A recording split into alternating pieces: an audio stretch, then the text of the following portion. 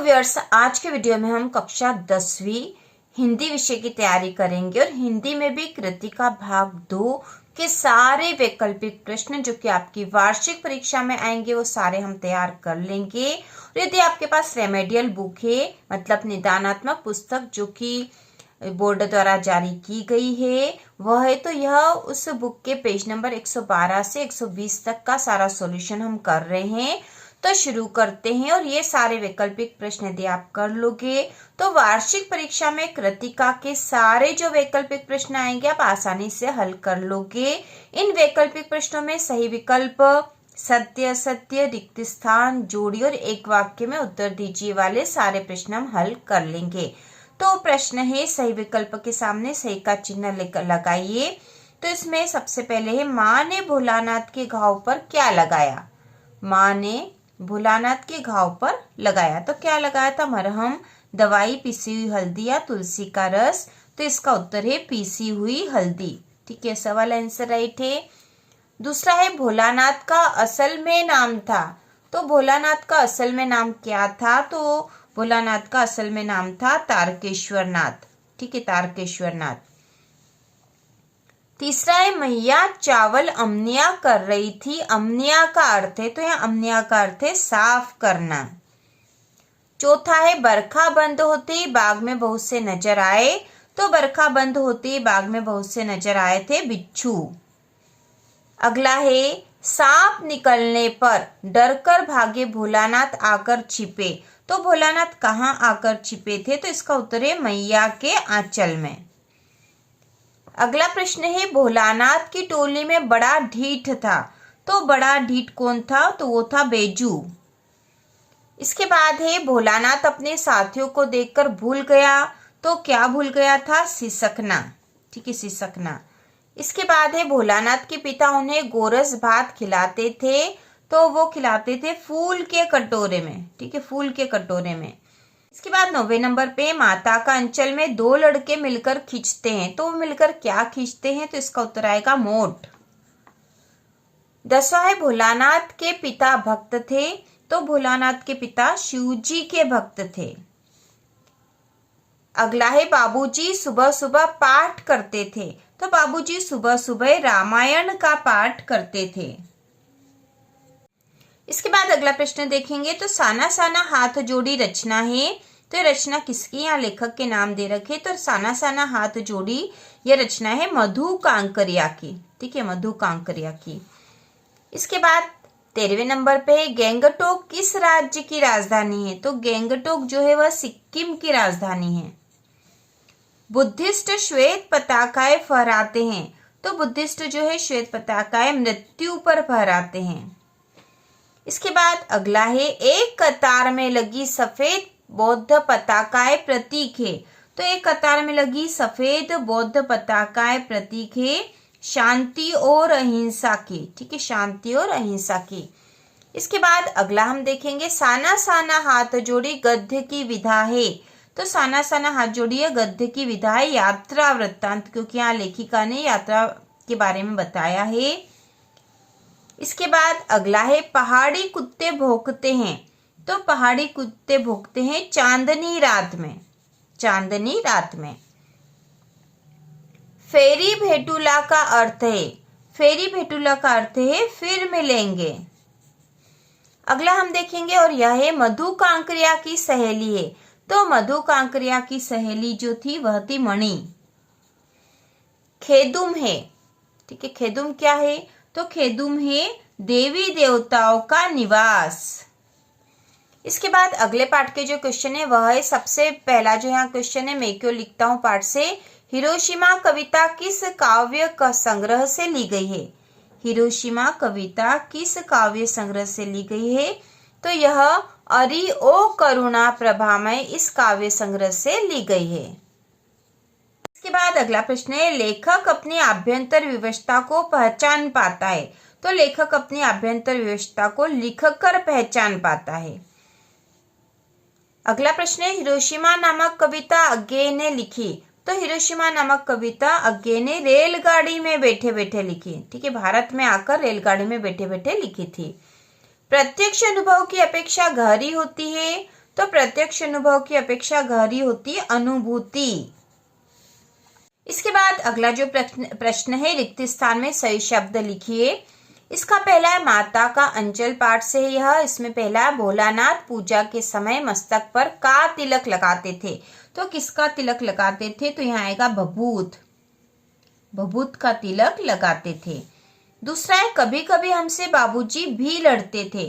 तो कभी कभी हमसे बाबूजी कुश्ती भी लड़ते थे। यहाँ आएगा रिक्त स्थान में कुश्ती। तीसरे नंबर पे भोलानाथ और उनके साथी के बिल से पानी उलीचने लगे। तो उनके भोलानाथ और उनके साथी चूहों के बिल से पानी उलीचने लगे। चौथा है जहां लड़कों का संग तहां बाजे मृदंग। यहाँ आएगा मृदंग। इसके बाद पांचवें नंबर पे लड़के और बंदर पराई नहीं समझते। तो पराई पीर नहीं समझते। इसके बाद छठा है भोलानाथ के पिता रामनामा बही में बार राम राम लिखते थे। तो आएगा 1000 बार। ठीक है, 1000 बार राम राम लिखते थे। इसके बाद है भोलानाथ के पिता आटे की गोलियां को खिलाते थे। तो भोलानाथ के पिता आटे की गोलियां मछलियों को खिलाते थे, मछलियों को खिलाते थे। अगला आठवां है भोलानाथ और उसके साथी अमोले को घिसकर बजाते थे। तो भोलानाथ और उनके साथी अमोले को घिसकर शहनाई बजाते थे। इसके बाद साना साना हाथ जोड़ी पाठ से देखेंगे और उस पाठ की लेखिका है मधु कांकरिया और यह एक यात्रा वृत्तांत है। तो प्रश्न है गंतोक से किलोमीटर की दूरी पर युमथांग था। तो गंतोक से 149 किलोमीटर की दूरी पर युमथांग था। इसके बाद अगला है लेप्चा और सिक्किम की स्थानीय जातियां है। तो लेप्चा और भूटिया, लेप्चा और भूटिया सिक्किम की स्थानीय जातियां है। इसके बाद है हिमालय की तीसरी सबसे बड़ी चोटी है। तो हिमालय की तीसरी सबसे बड़ी चोटी कंचनजंगा है, कंचनजंगा है। अगला है लेखिका मधु कांकरिया के ड्राइवर कम गाइड का नाम था।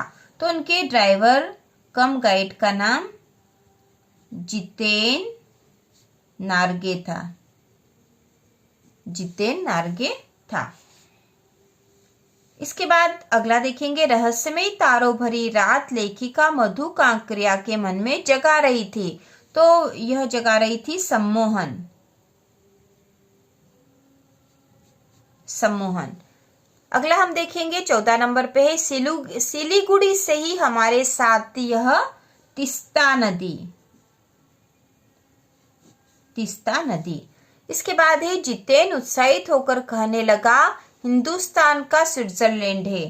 तो यहाँ आएगा कटाओ, कटाओ नामक स्थान जो है वह हिंदुस्तान का स्विट्जरलैंड है।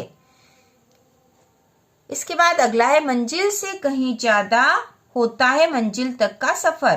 तो यहाँ आएगा रोमांचक, मंजिल से कहीं ज्यादा रोमांचक होता है मंजिल तक का सफर। अगला है चाय के बागानों में कई बोकू बहने चाय की पत्तियां तोड़ रही थी। तो कई आएगा युवतियां,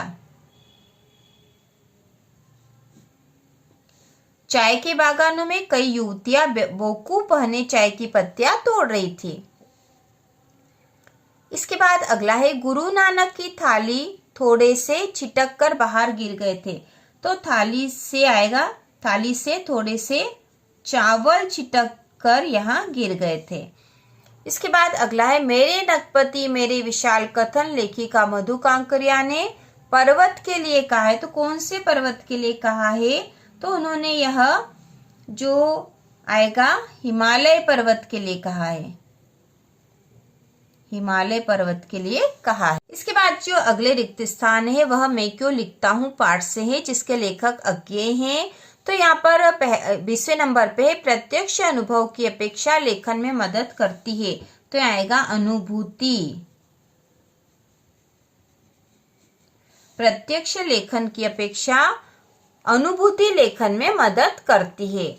इसके बाद अगला है हिरोशिमा में है। तो हिरोशिमा जो है जापान में है। अज्ञेय के विद्यार्थी रहे हैं। तो अज्ञेय विज्ञान के विद्यार्थी रहे हैं। अगला जो रिक्त स्थान है, अज्ञेय का जन्म राज्य में हुआ, तो ये आएगा उत्तर प्रदेश। अज्ञेय का जन्म उत्तर प्रदेश राज्य में हुआ। इसके बाद है अज्ञेय की प्रारंभिक शिक्षा में हुई, तो अज्ञेय की प्रारंभिक शिक्षा जम्मू कश्मीर में हुई। जम्मू कश्मीर में हुई। इसके बाद अगला है गंतोक का मतलब है, तो गंतोक का मतलब पहाड़ है। शिवपूजन सहाय मुख्यतः के लेखक है, तो शिवपूजन सहाय मुख्यतः गद्य के लेखक है। तो इस प्रकार से रिक्त स्थान हमने भर दिए हैं। इसके बाद हम इसमें सत्य असत्य देखेंगे। तो यहाँ पे जो सही वाक्य है उसके सामने हमें सत्य, और जो गलत है उसके सामने असत्य लिखना है आपको यहाँ पर। तो देखो, पहला है तारकेश्वर नाथ ही भोलानाथ थे, तो यह कथन सत्य है। ठीक है, यहाँ आपको सत्य लिखना है। भोलानाथ को मैया के गोद से निकलकर बाबूजी की गोद में शांति मिली, तो यह असत्य कथन है। ठीक है, असत्य है। इसके बाद है गणेश जी के चूहे की रक्षा के लिए शिव का नंदी निकल आया, तो यह भी असत्य है, क्योंकि वहां सांप निकल आया था, तो यह कथन असत्य है। और यह ऊपर वाला जो कथन है यह सत्य है। इसके बाद अगला है हमारे पिताजी तड़के उठकर निपट नहाकर पूजा करने बैठ जाते थे, तो यह कथन सत्य है। कभी कभी बाबूजी हमसे कुश्ती भी लड़ते थे, तो यह भी सत्य है।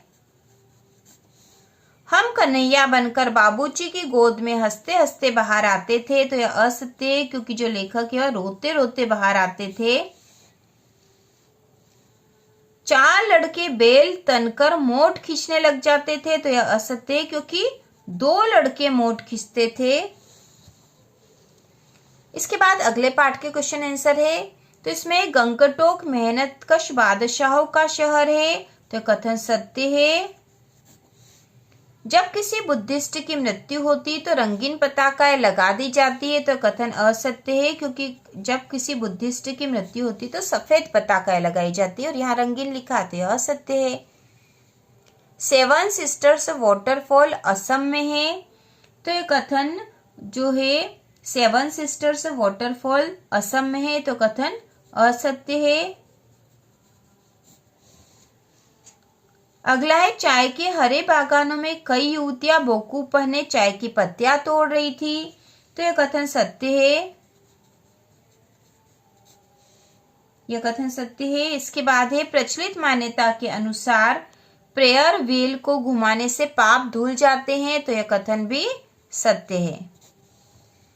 इसके बाद अगले पाठ के देखेंगे, जो कि पाठ है मैं क्यों लिखता हूँ। इसमें है हिरोशिमा की घटना विज्ञान का भयानक दुरुपयोग है, तो कथन सत्य है। मैं क्यों लिखता हूँ पाठ के लेखक अज्ञेय हैं, तो कथन भी सत्य है। लेखक अज्ञेय ने हिरोशिमा कविता जापान में लिखी थी, तो कथन असत्य है, क्योंकि उन्होंने भारत आकर रेलगाड़ी में बैठे बैठे कविता लिखी थी। इसके बाद जो अगला प्रश्न है, सही जोड़ी बनाकर लिखिए। तो यहाँ पे सही जोड़ी में कुल यहाँ पर 5 सही जोड़ियां दे रखी है, और इन 5 जोड़ी का आप कर लोगे तो आपको जोड़ी वाला क्वेश्चन भी सही हो जाएगा।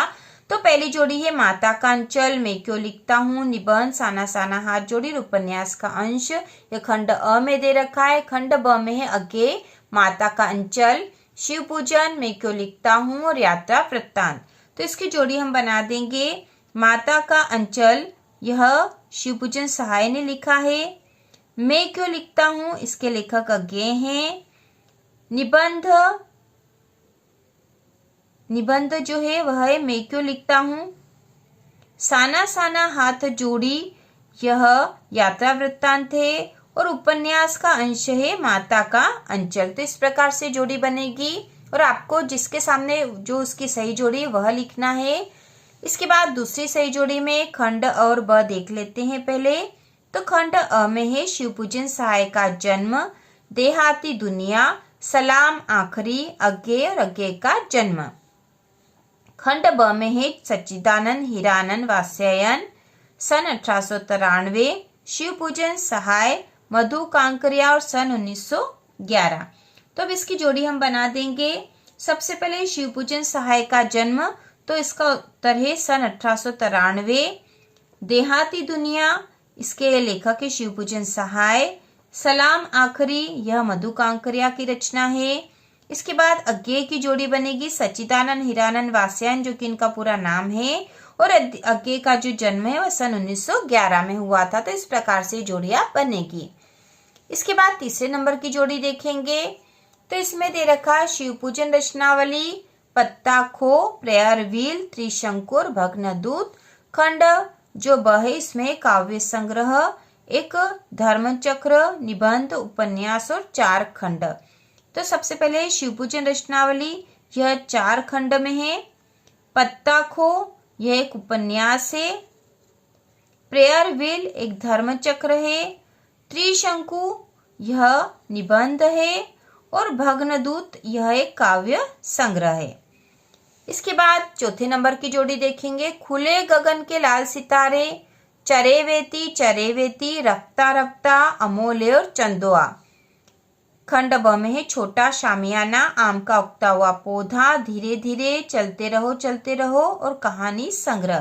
तो इसकी जोड़ी हम बना देंगे। सबसे पहले खुले गगन के लाल सितारे, यह कहानी संग्रह है। चरेवेती चरेवेती का मतलब है चलते रहो। रफ्ता रफ्ता इसका मतलब है धीरे धीरे। अमोले जो है आम का उगता हुआ पौधा। और चंदुआ जो होता है वह छोटा शामियाना होता है। तो इस प्रकार से जोड़ी बनेगी। अब 5वें नंबर की हम जोड़ी देख लेंगे। तो यहाँ दे रखा मतवाला, खेदुम, तार सप्तक, मधु कांकरिया और उतान। इसके बाद इस तरफ खंड ब में है पीठ के बल लेटना, कोलकाता में जन्म, अज्ञेय, देवी देवताओं का निवास और प्रतिष्ठित पत्रिका। तो यहाँ पे हम जोड़ी बना देंगे। मतवाला जो है एक प्रतिष्ठित पत्रिका है। खेदुम देवी देवताओं का निवास है। तार सप्तक अज्ञेय ने प्रकाशित किया था। मधु कांकरिया का जन्म कोलकाता में हुआ है। और उतान जो है जिसका अर्थ है पीठ के बल लेटना। तो इस प्रकार से जोड़ी बनेगी। इसके बाद जो अगला प्रश्न है, एक वाक्य में उत्तर लिखिए। इसमें पहला है हिंदी का स्मरण शिल्प में लिखा गया पहला उपन्यास कौन सा माना जाता है। तो इसका उत्तर है देहाती दुनिया। दूसरा है बरखा के बंद होते ही बाग में क्या क्या नजर आए। तो बरखा के बंद होते ही बाग में नजर आए थे बिच्छू, यह उत्तर होगा इसका। तीसरा प्रश्न है विपदा के समय भोलानाथ किसकी शरण में जाता है। तो भोलानाथ मैया के आंचल में जाता है। अगला प्रश्न है भोलानाथ का असल नाम क्या था। तो भोलानाथ का असल नाम था तारकेश्वर नाथ। इसके बाद अगला प्रश्न है भोलानाथ अपने पिताजी को क्या कहकर बुलाते थे। तो इसका उत्तर है भोलानाथ अपने पिताजी को बाबूजी कहकर बुलाते थे। अगला प्रश्न है लेखक अर्थात भोलानाथ अपनी माता को क्या कहकर पुकारते थे। तो इसका उत्तर है मैया। लेखक भोलानाथ अपने माता को मैया कहकर पुकारते थे। इसके बाद अगला प्रश्न है बचपन में भोलानाथ का अधिकतर समय किसके सानिध्य में गुजरता था। तो इसका उत्तर है अपने पिता के सानिध्य में गुजरता था। अगला प्रश्न है लेखक के पिता किसके भक्त थे। तो लेखक के पिता शिव के भक्त थे। अगला प्रश्न है भोलानाथ और उनके हमउम्र चबूतरे के कोने को क्या बना देते थे। तो वे बना देते थे नाटक घर, यह उत्तर होगा इसका। इसके बाद है भोलानाथ के बाबूजी की नहाने वाली चौकी किस काम आती थी। तो यह रंगमंच बनाने के काम आती थी। इसके बाद अगला है भोलानाथ व उनके साथी अपने घरौंदे के किवाड़ मतलब दरवाजे किस चीज से बनाते थे। तो वो बनाते थे दिया सलाई की डिबिया से। ठीक है, दिया सलाई का अर्थ माचिस होता है। माचिस की डिबिया से बनाते थे जब ये बच्चे खेलते थे तब। अगला प्रश्न है भोलानाथ और उनके साथी टूटी चूहेदानी से क्या बनाते थे। तो बनाते थे पालकी, यह इसका उत्तर होगा। अगला है अमोला किसे कहते हैं। तो इसका उत्तर है आम के उगते पौधे को। इसके बाद है गुरुजी ने क्या आदेश दिया। तो गुरुजी ने आदेश दिया था सभी बच्चों को स्कूल में पकड़कर लाने का। मकई के खेत में किनका झुंड चल रहा था। यहाँ पे आएगा चल रहा था। मकई के खेत में किनका झुंड चल रहा था। तो इसका उत्तर होगा चिड़ियों का। अगला है भोलानाथ की मित्र मंडली ने क्या करने की कोशिश की। तो इसका उत्तर है चिड़ियों को पकड़ने की कोशिश की।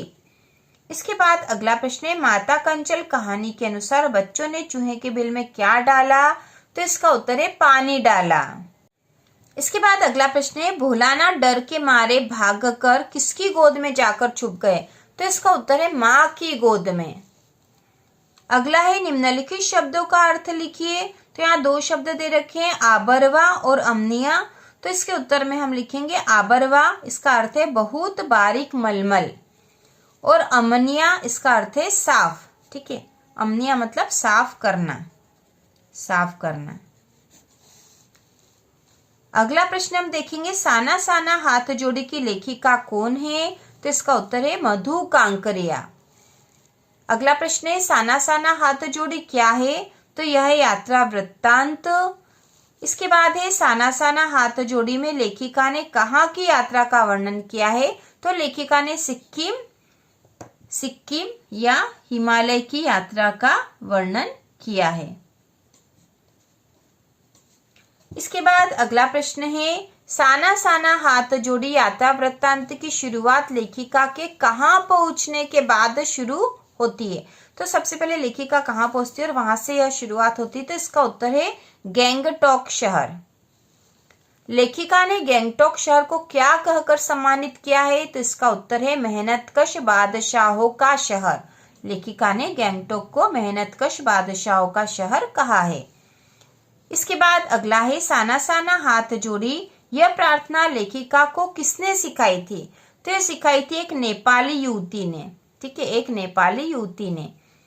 इसके बाद एक गाइड फिल्म की शूटिंग कहाँ हुई थी? तो इसका उत्तर है कवि लॉन्ग स्टॉक में हुई थी। तो एक स्थान का नाम है कवि लॉन्ग स्टॉक, यहाँ पर गाइड फिल्म की शूटिंग हुई थी। इसके बाद अगला है, लेखिका ने युमथांग जाते वक्त रास्ते में कौन सी नदी देखी? तो इसका उत्तर है तिस्ता नदी। ठीक है, तिस्ता नदी देखी थी। इसके बाद अगला प्रश्न देखेंगे और यह है, मजदूर महिलाओं की पीठ में बंधी बड़ी सी टोकरियों में क्या रखा था? तो इसका उत्तर है उनके बच्चे रखे थे। इसके बाद अगला प्रश्न देखेंगे और यह है, कटाव किस नाम से प्रसिद्ध है? तो कटाव जो है भारत का स्विट्जरलैंड के नाम से प्रसिद्ध है। और अगला प्रश्न है, कटाव में बर्फ से ढके पहाड़ कैसे चमक रहे थे? तो ये पहाड़ चांदी की तरह चमक रहे थे। इसके बाद अगला प्रश्न है, कटाव किस लिए प्रसिद्ध था? तो इसका उत्तर है प्राकृतिक सौंदर्य के लिए। ठीक है, कटाव जो है इसके प्राकृतिक सौंदर्य के लिए प्रसिद्ध था। इसके बाद अगला है, कुटिया में घूमता चक्र क्या है? तो यह है धर्म चक्र है। ठीक है, उत्तर क्या है? धर्म चक्र है। अगला प्रश्न है, लायुंग से कटाव का सफर कितने घंटे का था? तो इसका उत्तर होगा लगभग 2 घंटे का। अगला प्रश्न हम देखेंगे और यह है, कटाव लायुंग से कितने फीट की ऊंचाई पर स्थित है? तो कटाव जो है लायुंग से 500 फीट की ऊंचाई पर स्थित है। अगला है, लेखिका ने फौजी से क्या कहकर विदा ली? तो लेखिका ने फौजी से कहा था फेरी भेटूला यानी फिर मिलेंगे। फेरी भेटूला यानी फिर मिलेंगे। इसके बाद है, लेखिका ने चिप्स बेचती एक सिक्किमी युवती से क्या पूछा? तो लेखिका ने पूछा क्या तुम सिक्किमी हो? तो उसने कहा था कि नहीं, मैं भारतीय हूँ। ठीक है, इस प्रकार से उत्तर था इसका। इसके बाद नार्गे ने लेखिका को किसके फुटप्रिंट वाला पत्थर दिखाया? तो नार्गे ने लेखिका को गुरु नानक के फुटप्रिंट वाला पत्थर दिखाया। इसके बाद है, नार्गे के अनुसार किस स्थान पर देवी देवता का निवास है? तो खेदुम में है। ठीक है, खेदुम नाम का जो स्थान है वहां पर देवी देवताओं का निवास है। कवि लॉन्ग स्टॉक में धर्मचक्र प्रेयर व्हील को घुमाने के पीछे क्या मान्यता है? तो धर्मचक्र घुमाने से सारे पाप धुल जाते हैं। ठीक है, क्या मान्यता है? धर्मचक्र घुमाने से सारे पाप धुल जाते हैं। इसके बाद अगला है, जितेन नार्गे ने खेदुम में किसका निवास बताया? तो इसका उत्तर है देवी देवताओं का निवास बताया था। अगला प्रश्न है, रकम रकम शब्द का अर्थ लिखिए। तो रकम रकम शब्द का अर्थ है तरह तरह। डोको क्या है? तो डोको जो है बड़ी टोकरी है। बड़ी टोकरी को डोको कहा जाता है। इसके बाद अगला प्रश्न है, अज्ञेय ने मानव निर्मित सूरज किसे कहा है? तो इसका उत्तर है अणुबम को। अगला प्रश्न है, लेखक ने अपने आप को हिरोशिमा के विस्फोट का भोक्ता कब महसूस किया? तो इसका उत्तर है जब अणु विस्फोट उनके अनुभूति प्रत्यक्ष में आ गया। जब अणु विस्फोट उनके अनुभूति प्रत्यक्ष में आ गया तब लेखक ने अपने आप को हिरोशिमा के विस्फोट का भोक्ता महसूस किया। अगला है लेखक अज्ञे ने हिरोशिमा कविता कहाँ बैठकर लिखी? तो इसका उत्तर है रेलगाड़ी में बैठकर। तो इस प्रकार कृतिका के सारे वैकल्पिक प्रश्न हमने कर लिए हैं। इसके बाद इसके लघुत्तरीय प्रश्न जो कि एग्जाम में आने की पूरी संभावना है वह हम तैयार करेंगे और लघुत्तरीय भी संपूर्ण तैयारी हम करेंगे। तो इसी प्रकार के और वीडियो आप देखने के लिए, वार्षिक परीक्षा की संपूर्ण तैयारी करने के लिए चैनल को सब्सक्राइब कीजिए।